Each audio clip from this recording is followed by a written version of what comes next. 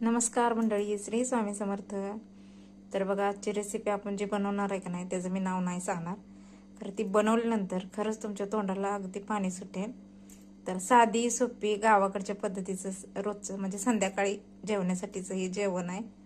तर करूया बघा चालू आपण. एकदम साधं सोपं आणि मस्त अशी लागणारी रेसिपी आहे ही. तर मंडळी, ही इंद्रायणी तांदूळ घेतलंय मी 1.5 वाटी. आणि आता ही धुवून कुकरला 3 शिट्ट्या करून घेऊया मस्तपैकी अशा.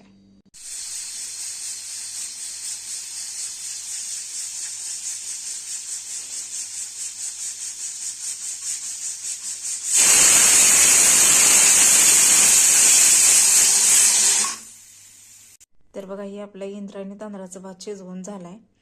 आणि ही रोजचीच रेसिपी आहे, वेगळं असं काय नाही. खरंच चव इतकी छान लागते ह्या भाताची, तर काय सांगू. तुम्ही मन तृप्त झालं अशा प्रकारे याची चव लागते बघा. तर आता ह्याच्यात आपण 1 चमचाभर तूप घालणार आहे. तर बघा, गरम भातावर तूप विरघळायला लागले आता हे.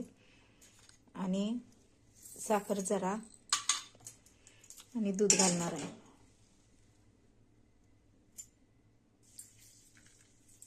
तर बघा, ह्या प्रकारे दूध, भात, साखर, तूप आणि इंद्रायणी तांदळाचं असल्यामुळं चव इतकी छान लागते ना, काय सांगायचं तुम्हाला. तर करून बघा. मी नाव सांगित नाही, कारण आपलं हे रेसिपी म्हणजे दूध, भात, साखर आहे. तुम्ही म्हणाल बघा ही काय सांगायला लागले ही असं. तर खरंच खूप छान लागतो ही भात, आणि एकदा ट्राय करून बघा. दूध, तूप, भात, साखर. तर एकदा अशा प्रकारे भात ट्राय करून बघा, खरंच खूप छान लागतोय.